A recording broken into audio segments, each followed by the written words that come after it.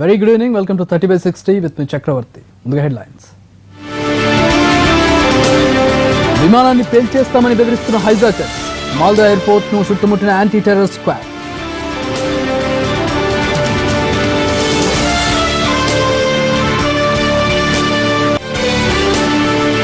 అన్నాడీఎంకేలో చిన్నమ్మలు లేరు, ఆసుపత్రి వివరాలు అడగొద్దు.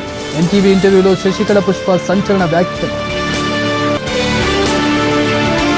మంత్రి రావెల కిషోర్ అనుచరులు వేధిస్తున్నారు. ప్రాణభయం ఉందంటూ గుంటూరు జడ్పీ చైర్పర్సన్ కన్నీరు. 73 పట్టణాల్లో బహిరంగ మూత్ర విసర్జన లేకుండా చర్యలు. తెలంగాణను ఆదర్శంగా తీర్చిదిద్దుతామన్న కేటీఆర్.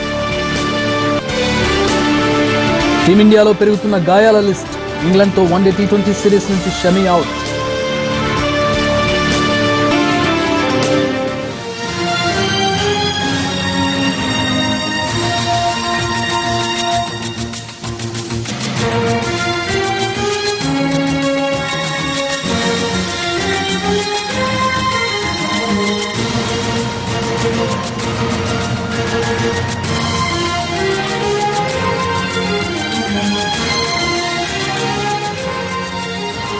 లిబియాలో విమానం హైజాక్ కు గురైంది. సబా నుంచి ట్రిపోలి వెళ్తున్న ఆఫ్రికన్ విమానాన్ని హైజాక్ చేశారు దుండగులు.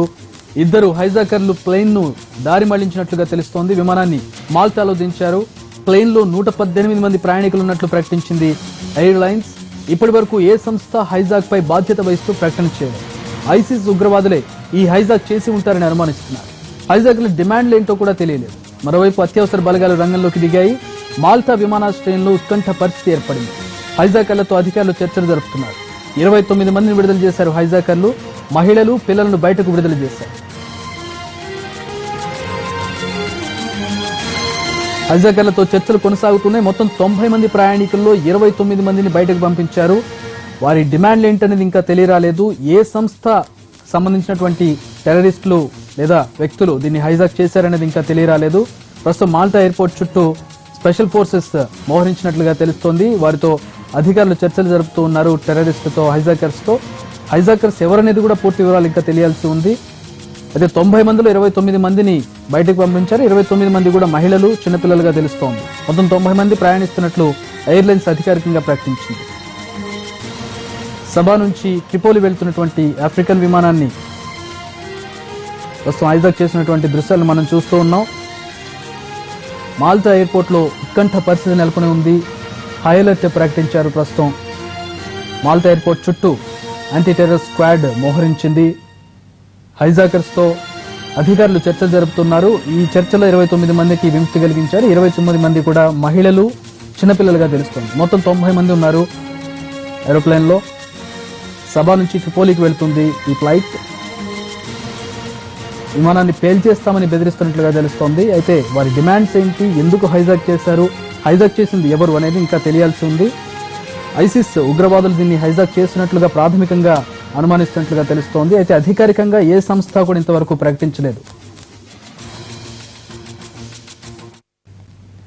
శశికళను టార్గెట్ చేస్తూ హైకోర్టుకు వెళ్లిన అన్నాడీఎంకే బహిష్కృత ఎంపీ శశికళ పుష్ప జయ మరణంపై సందేహాలు వ్యక్తం చేశారు. జయకు వ్యతిరేకంగా కుట్ర జరిగిందని ఎన్టీవీకి ఇచ్చిన ఇంటర్వ్యూలో ఆరోపించిన శశికళ పుష్ప ఆసుపత్రిలో ఏం జరిగిందన్న దానిపై మాట్లాడేందుకు నిరాకరించారు. The conspiracy about hospital. Right. Last question. The conspiracy about hospital. Right. Last question. The conspiracy about hospital. Right. Last question. The conspiracy about hospital. Right. Last question. The conspiracy about Sasikala Pushpa ఎన్టీవీతో మాట్లాడారు. ఇంటర్వ్యూని కొద్దిసేపట్లో చూద్దాం. ఇక గుంటూరు టీడీపీలో కలకలం రేగింది. మంత్రి రావెలపై సంచలన ఆరోపణలు చేసిన జడ్పీ చైర్పర్సన్ జానీ మోన్ మంత్రి నుంచి ప్రాణహాని ఉందంటూ ఆవేదన వ్యక్తం చేశారు. కొంతకాలంగా మంత్రి అనుచరులు తనను వేధిస్తున్నారని ఆరోపించిన ఆయన తన ఇంటిపై అనేక సార్లు దాడికి ప్రయత్నించారన్నారు. మండల స్థాయిలో జరుగుతున్న అభివృద్ధి పనుల్లో మమ్మల్ని జోక్యం చేసుకోవద్దని చెబుతున్నారన్నారు. ఇప్పటికే పోలీసులకు ఫిర్యాదు చేశానన్న జడ్పీ చైర్పర్సన్ గత్యంతరం లేని పరిస్థితుల్లో అధినేత చంద్రబాబుకు కూడా ఈ విషయం చెప్పానన్నారు. రావెల కిషోర్ బాబు గారు సాంఘిక సంక్షేమ గిరిజన శాఖ మంత్రులు రావెల కిషోర్ బాబు గారు, మా కాన్స్టిట్యున్సీ ఎమ్మెల్యే గారు మా ఇంటి మీదకి ఒక 20 మందిని పంపించడం జరిగింది.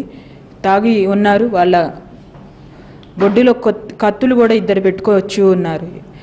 ఎందుకు వచ్చారని చెప్పి మామూలుగా చాలామంది వస్తూ ఉంటారు క్యాంప్ ఆఫీస్. అదేవిధంగా ఇది government guest house camp office. మా హస్బెండ్ గారు ఉన్నారు, నేను పైన ఉన్నాను ఇంట్లో. అదేవిధంగా ఆ టైంలో 5:30 మధ్యలో ఈ విధంగా మనుషులు రావడం, మీరేంటి మినిస్టర్ గారిని తిడుతూ ఉన్నారు, ఎందుకు అసలు మీరు నెగిటివ్గా మాట్లాడుతూ ఉన్నారని చెప్పి మా వారిని బెదిరించడం జరిగింది. మేమెందుకు మాట్లాడతాం అయ్యా, మా ఎమ్మెల్యే, మా మినిస్టర్, మా కాన్స్టిట్యున్సీ అతను. మా కాన్స్టిట్యున్సీ కాకుండా వేరే వాళ్ళు కూడా ఆ 20 మందిలో రావడం జరిగింది. 1-2 మాత్రమే మా కాన్స్టిట్యున్సీ వారు. జడ్పీ చైర్పర్సన్ జానీమూన్ ఆరోపణలపై స్పందించారు మంత్రి రావెల కిషోర్ బాబు. జానీమూన్ తనకు కూతురు లాంటిదన్న ఆయన కలలో కూడా ఆమెకు ఎలాంటి హాని చేయబోనన్నారు. అయితే చీమకు కూడా హాని చేయని తనపై ఆరోపణలు చేయడం బాధ కలిగించిందన్నారు. ఎవరో ఆమెను తప్పుదో పట్టించారన్న మంత్రి రావెలతో మా ప్రతినిధి Krishna face to face. Guntur జిల్లాలో 2 ప్రధాన నేతల మధ్య వచ్చిన అభిప్రాయ భేదాలు ప్రస్తుతం పార్టీలో పెద్ద దుమారం రేపిన పరిస్థితి కనిపిస్తాం. జిల్లా జడ్పీ చైర్పర్సన్ మంత్రి వల్ల తనకు ప్రాణహాని ఉందని ఇప్పటికే సంచలన వ్యాఖ్యలు చేశారు. దానిపై మంత్రి రావెల ఉన్నారు. సార్ చెప్పండి, ఏంటి మీ వల్ల ప్రాణహాని ఉందని జడ్పీ చైర్పర్సన్ చెబుతుంది, ఎంతవరకు వాస్తవం? జానీమూన్ గారు నాకు కన్న కూతురు లాంటిది. గతంలో నేను చెప్పాను, మళ్ళీ చెప్తున్నాను.